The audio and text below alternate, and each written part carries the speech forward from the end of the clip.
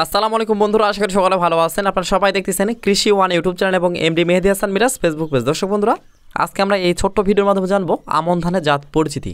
তো আজকের পর্বে আমরা জানবো আমন ধানের বাংলাদেশ এবং ইন্ডিয়ার সবচেয়ে উচ্চ ফলনশীল জাতের হাইব্রিড একটি ধানের জাত নিয়ে, সেটি হচ্ছে বায়ার কোম্পানির ধানি গোল্ড।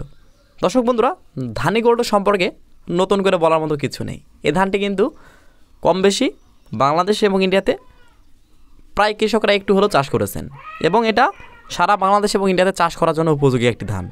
এটার ফলন অনেক মোটামুটি ভালো এবং এটা কিন্তু আমাদের আগাম ধান হিসেবে চাষ করা হয়, অর্থাৎ আমাদের কিন্তু আমন মৌসুমে কিন্তু এই ধানটি চাষ করলে আমাদের রবি শস্য চাষ করতে কোনো সমস্যা হয় না। তো যাই হোক, এই ধানে কিছু বৈশিষ্ট্য আমরা জানবো এখন। অবশ্যই ভিডিও না টেনে পুরোপুরি দেখার চেষ্টা করবে। তো চলুন কন্টিনিউ করে আজকের পুরোপুরি ভিডিওটি।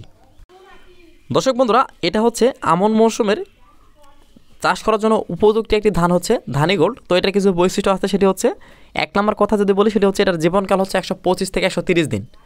অর্থাৎ আমরা যখন আমন ধান চাষ করি, অন্যান্য জাতের যেগুলো দেশীয় জাতের ধান চাষ করি, ইনব্রিডগুলো 49, স্বর্ণা 5, বিধান, আমাদের হচ্ছে 51, 52, অনেক ধান আছে কিন্তু।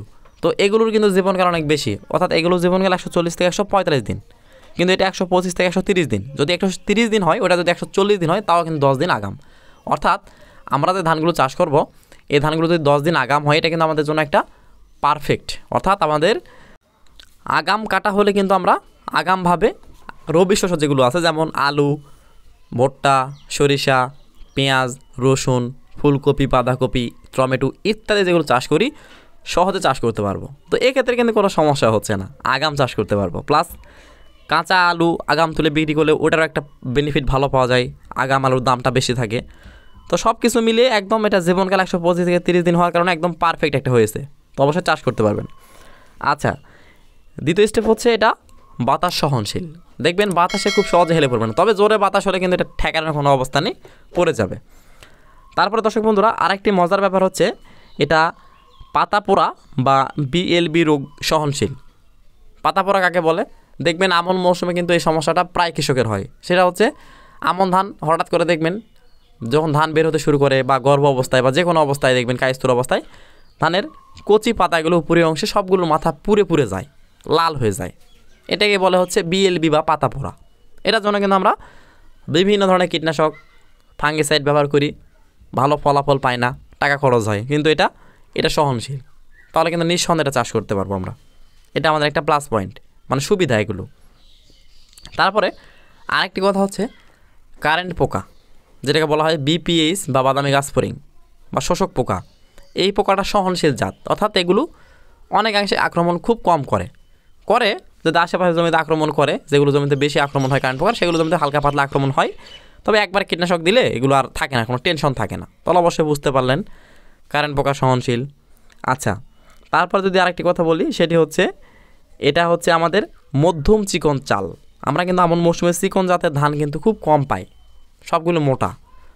তো এটা হচ্ছে মধ্যম চিকন চাল, কোনো সমস্যা হচ্ছে না, চালটা আমাদের অনেক সুন্দর এবং এই ধানটির ভাত রান্না করলে হালকা সুগন্ধি পাওয়া যায়। তবে ভাতগুলো নরম ভাই, যারা ভাত খেতে চান, ঝরঝরে ভাত খেতে পছন্দ করেন, তারা কখনোই এই ধানটি ভাত খাওয়ার জন্য চাষ করবেন না, বিক্রি করার জন্য চাষ করবেন। তবে ভাত খাওয়ার জন্য চাষ করার দরকার নেই, একটু নরম হয়, যারা আমরা বাড়িতে সেদ্ধ করি। তবে এটা যদি কোনো অটো মেলে বা বয়লারে সেদ্ধ করা হয়, তবে কোনো সমস্যা হয় না। তো মূলত এগুলো অবশ্যই মাথায় রেখে কাজ করবেন, কারণ ভাবিয়া করিও কাজ, করিয়া ভাবিও না, কথাটি মাথায় রাখবেন। আমি যে কথাগুলো বলতেছি ভিডিওর মাধ্যমে মিলিয়ে দেখবেন, সব কিছু মিলে যাবে।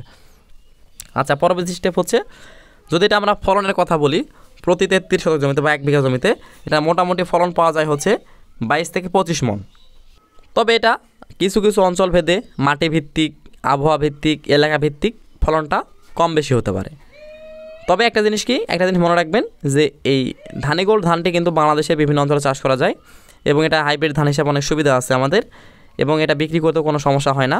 আর একটি কথা হচ্ছে, এটা যদি আমরা এই বীজের কথা বলি, অর্থাৎ আমাদের 1 বিঘা জমিতে চাষ করতে কতগুলো বীজ লাগবে, সেটা হচ্ছে যদি সঠিকভাবে চারা রোপণ করে চারাতলা তৈরি করতে পারি, তাহলে আমরা 1 কেজি বীজ দিয়ে 1 বিঘা চাষ করতে পারবো। আর যদি একটু আমাদের সমস্যা হয়, অর্থাৎ চারা যদি ভালো তৈরি করতে না পারে, সেক্ষেত্রে 1.5 কেজি বীজ হলে আলহামদুলিল্লাহ 33 শতক জমি বা 1 বিঘা জমিতে চাষ করতে পারবেন, কোনো সমস্যা হবে না। এবং এগুলো বীজ বায়ার কোম্পানির ডিলার পয়েন্ট অথবা রিসেলার পয়েন্টে পেয়ে যাবেন, অথবা এসিআই কোম্পানির কীটনাশক যেখানে পাওয়া যায় সেখানে পেয়ে যাবেন। তো দর্শক বন্ধুরা, আজকে এ পর্যন্ত, দেখা হচ্ছে নতুন কোনো ভিডিওতে।